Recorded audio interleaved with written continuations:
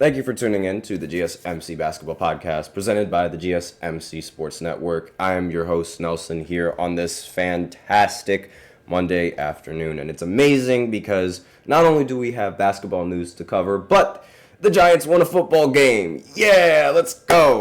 So, for all of you guys who are interested in football, we have so many football podcasts. We have a sports podcast coming up that is also going to talk about football. TJ is the host of that sports podcast. There's a football podcast that happens right before my podcast. I believe it starts at 10:30, and we have a fantasy football podcast, a chip shot football podcast, so many podcasts about football, a college football podcast. So anytime you want an update on what's going on in football, I recommend tuning into those podcasts and listening to what everyone has to say. All right, I'm going to stop wearing this hat. Okay. So, on to basketball and on to the big news of basketball. Oh my goodness, my hair is all over the place. But anyways, so the WNBA playoffs happened over the weekend. And I'm sure none of you guys knew about that. And also, the WNBA awards were handed out over the weekend. And I'm sure you guys didn't know about that either. So, we are going to talk about those things. We'll talk about the awards first in the first segment, and then in the second segment, we will cover the WNBA playoffs and every single matchup that happened there. And then in the third segment, we're going to look at the rest of the award winners, because it's not just MVP and it's not just Rookie of the Year that are the awards in the WNBA. There are other awards that the WNBA has, and we're going to be talking a little bit about all of them. And then in the fourth segment, we're going to be shifting our focus back to the NBA and talking about Jason Tatum and some comments that a lot of people really like to make fun of, because apparently he claims that he knew his team would win in the finals. And I'm kind of curious as to why he knew that and how he knew that, because I didn't look at it before. It was 13 hours ago, but I opened up my phone and I just looked at the article and I'm like, that's interesting. I wonder how Jason Tatum knew all along that he would win. And then we also have a special fifth segment at the end of the fourth segment that I like to reveal. So be sure to stay tuned at the end all the way if you guys are interested to figure out what that fifth segment actually is. And before I begin, I do like to remind everybody that we love to hear what you guys have to say during the show, whether you guys have a hot take, a burning question, something you've been dying to say. We are all ears. And if you really want your comment or question to get noticed, then you can go ahead and use Super Chat. Just click on the $sign below the chat box, and you can send in your comments and or donations that way, and it's guaranteed to get featured on the show. If Super Chat isn't really your thing, that's totally fine. You can always use the link displayed below the ticker, gsmcpodcast.net. Send in your comments and or donations that way. Either or really helps the show, makes it way more interactive between myself and you guys. And with that out of the way, let's go ahead and continue on with this first segment, which is going to be talking about Caitlin Clark and A'ja Wilson. So first we're going to start with A'ja, because I feel like the back-to-back unanimous MVP award winner is something that's worth talking about. Yes, this isn't the first time that she's won. Actually, yes, this isn't the first time that she's won the MVP award, and it's not the first time that she's won the MVP award unanimously. She is fantastic. She's an amazing athlete. She is the best player that the WNBA has, right next to Caitlin Clark, in my opinion. And I mean, she won the MVP. This makes it her third MVP, I believe. And again, it's just multiple unanimous MVP awards on your resume. You really have to be an elite and unstoppable force in the WNBA, because I mean, let's face it, she can do everything on the basketball court. I mean, you see that jersey back there, LeBron James, put that up there, thanks Mom. That's basically her.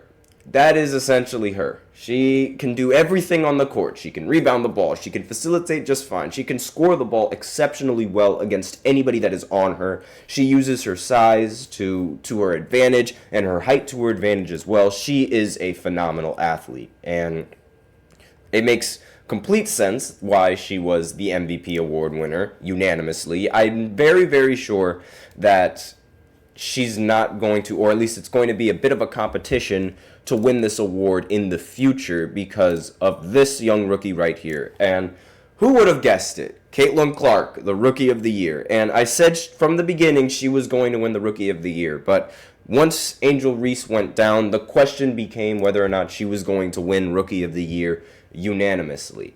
And turns out that's exactly what she did. So I called it.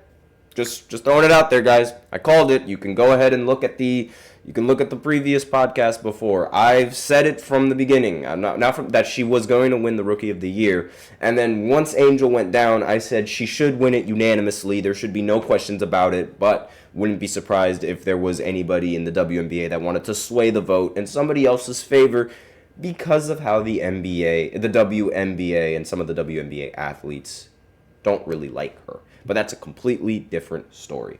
And again, these awards, like, obviously, the two players, these two were the most popular award winners because it seems that these two tend to be the only WNBA players that can actually gain a lot of media attention, especially Caitlyn. I mean, everybody knew that Caitlyn won the WNBA MVP unanimously. Everybody knew that. But the MVP award wasn't, WNBA fans knew that A'ja was going to win it unanimously, but not everybody really knew that. Like, a lot of people really thought that Caitlyn was going to win the MVP award as well. And while I do understand the argument for Caitlyn winning the MVP, because she did lead the Fever to their first ever playoff series in the last 8 years. I almost said 3. And she turned the franchise around. Yes, I totally understand that, and that is MVP. That does signify value, and that does imply that you have immense value to the team, not to mention breaking the single season record for assists, breaking the rookie record for assists, breaking the rookie record in three-pointers. You guys, all the awards that Caitlin Clark has won, and all the accolades and all the records she's broken, it's like the record breaking. It's really like, how do you not put her as the MVP? And I have two things for you: team record and averages, because A'ja has much better averages. And yes, A'ja doesn't really have record-setting games, sure, but she did score 1,000 points, and this was the first time that any WNBA athlete has ever had a season scoring 1,000 points. And all the other awards and all the other records that Caitlyn has broken, yes, those are very impressive, but I mean, 1,000 points is something that we might not see. Or at least that's what the NBA would like you to believe, because honestly, I think Caitlyn is going to break that record in the near future, but she's not there yet, which is something that people and voters don't seem to understand. Yes, she is already playing at a WNBA caliber level. Yes, she has already made it.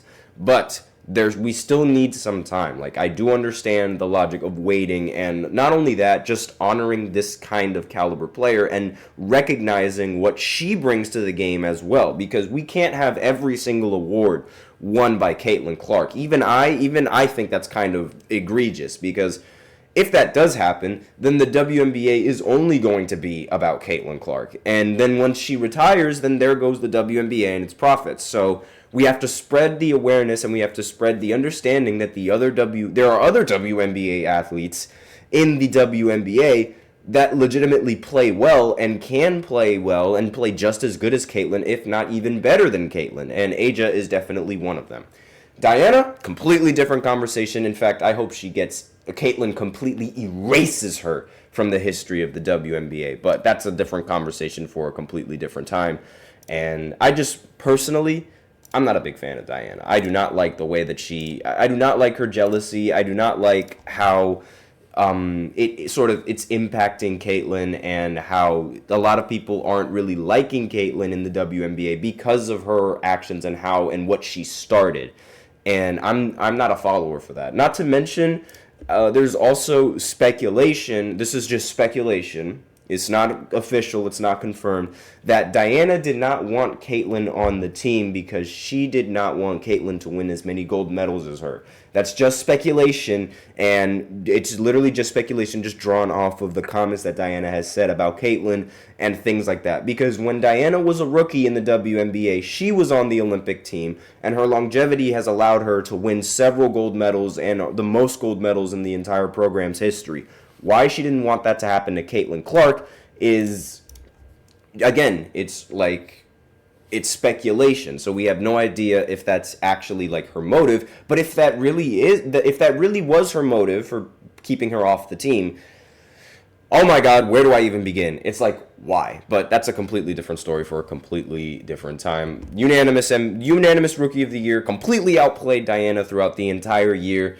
We'll see if that's going to happen in the postseason. And speaking of the postseason, I'm going to go ahead and go into the second segment where I update all of you guys on what's going on in the WNBA playoffs, because I guarantee you none of you guys know. And I'll explain why I have that opinion and why I feel like nobody knows what happened right after this short break. So I will be right back. I feel like I'm losing my mind. Is everybody in the world blind? Please, Lord, give me a sign, a sign. I feel like I'm losing my mind. Is everybody in the world blind? Please, Lord, give me a sign, a sign. I wanna be the greatest. Everybody on the fake shit. I look around and feel like everybody is the fakest. I make this every day and I'm impatient, hoping one day I blow up from the basement. Statement, the top is so vacant. I don't hear shit that I think is amazing. Waiting for my day when I'm playing sold out shows for 1,000 faces. Hey, give me that crown, get in my way and to be put down. It ain't your place, all this my town. If I want that shit, then I'll get it right now. I'm losing it, the noose it fits, some losing shit, a stupid myth. You choose to live or choose to dip, you choose to fight or lose your grip and lose a gift. Oh. I feel like I'm losing my mind. Is everybody in the world blind? Please, Lord, give me a sign, a sign.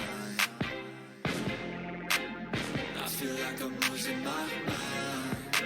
Is everybody in the